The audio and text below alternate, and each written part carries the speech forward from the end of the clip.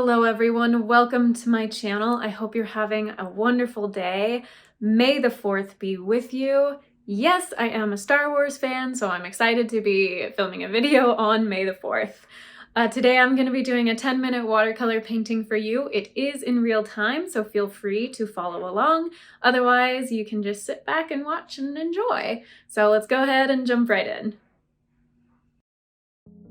If you have seen any of my 10-minute watercolor videos in the past, you will know that I don't do a pencil outline to begin with, just because it's meant to be a quick, get the paint on the paper and get something done.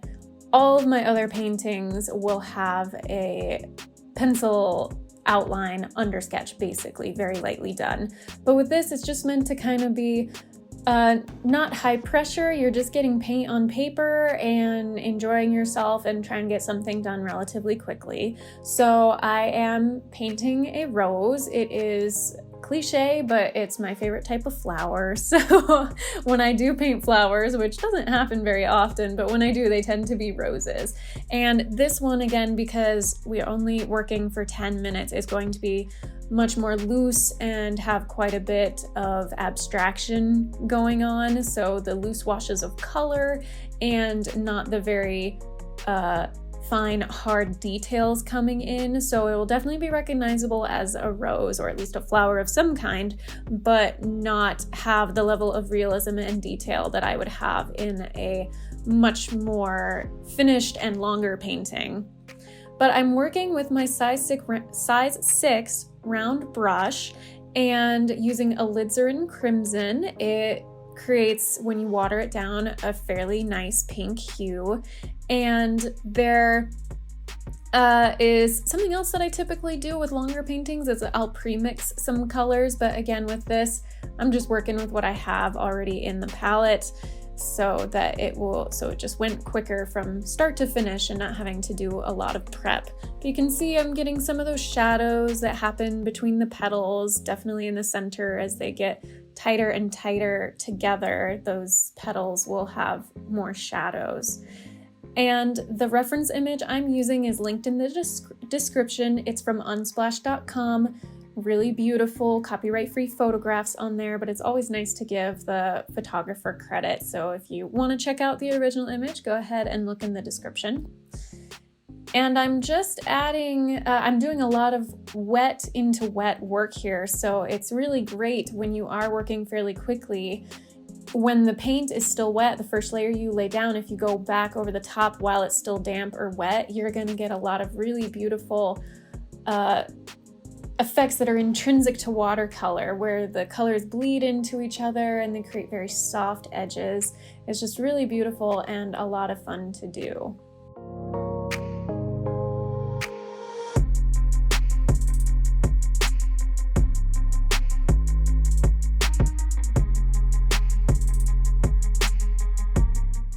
And again, I'm not worrying too much about high accuracy here. Again, this is meant to be a quick image, a little more abstract, but just trying to get the general light and dark value differences so that you have contrast and can see the difference between your lighter hues and your darker hues.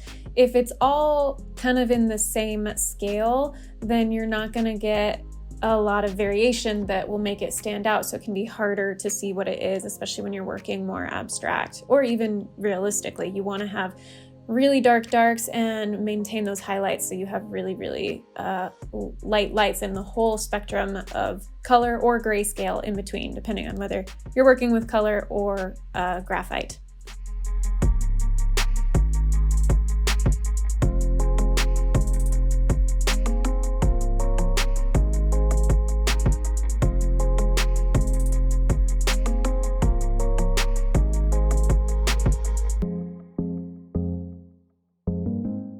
And I live in a really dry climate, so the water tends to dry really quickly. So sometimes I was laying down those dark spots and hoping that they would start spreading and doing what they do when it's the wet onto wet technique, but that didn't always happen because it dried so quickly. So I'd have to go back over with a little bit of water with my cleaned out brush to get it to spread out a little more. So that's what you see happening in some of these areas. like right there, I went back over with a little bit of water to help it give that softer edge. And just very, very light, mostly water, and just tiny bit of paint left and blot on my towel to kind of really make sure that those really light areas of the rose have just a tint of color.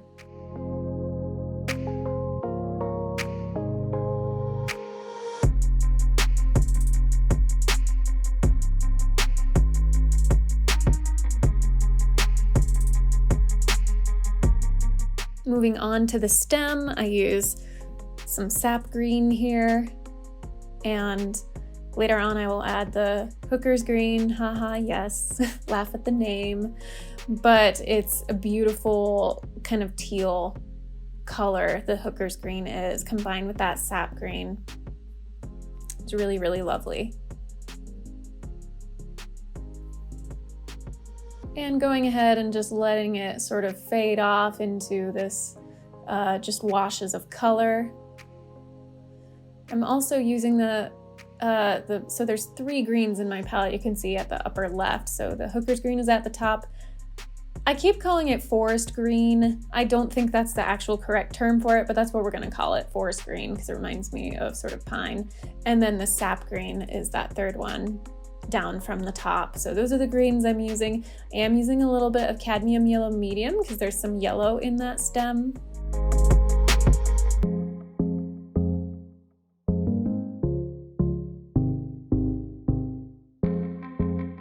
Putting a quick sort of outline of the leaf there because it had some yellow hue in it as well.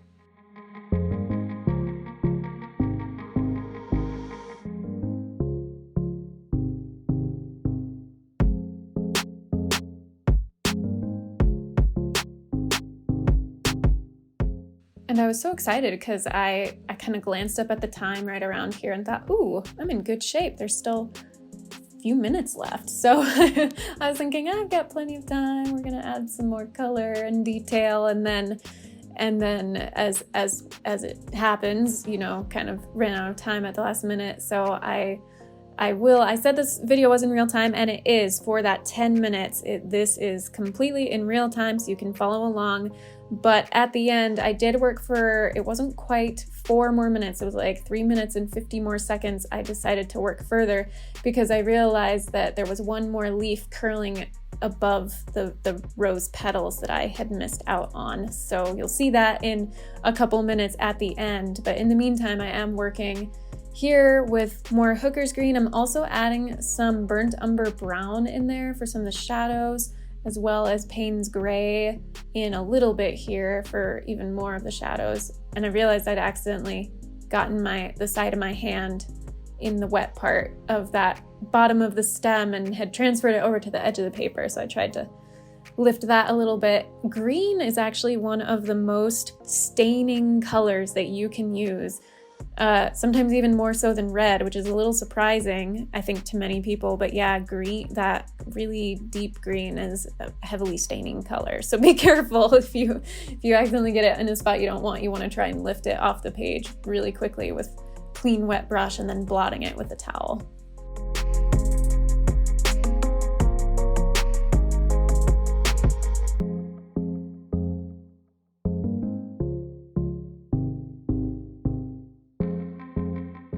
So that third leaf was quite a bit darker than the others and had more of the teal type of color.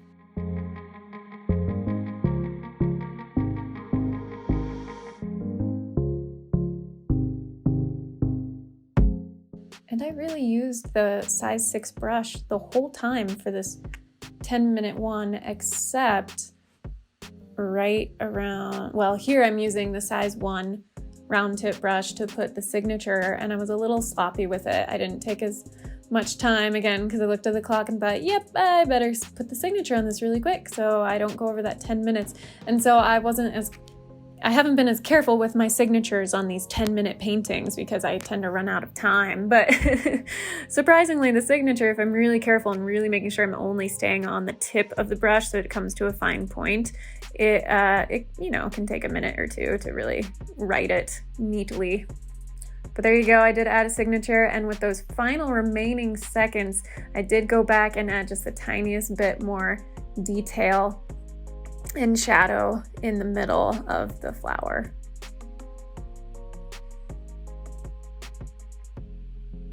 Back over with a little water to smooth it out.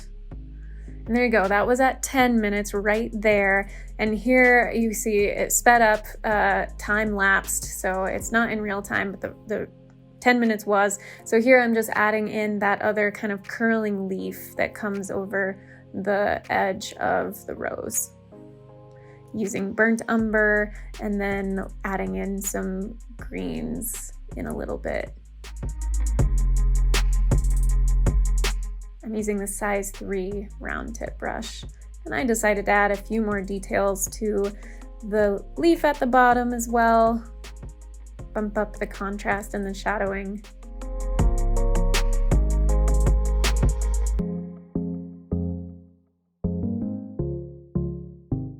And then add the shadow onto the petal where that leaf is casting a shadow.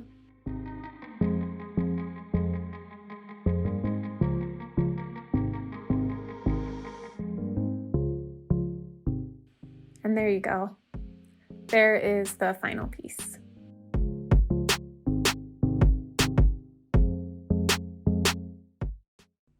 Thank you so much for watching. I hope you enjoyed that. If you did, please hit the like button and go ahead and subscribe to my channel if you haven't already. Until my next video, be kind to yourself, be kind to others. God bless, and I'll see you soon.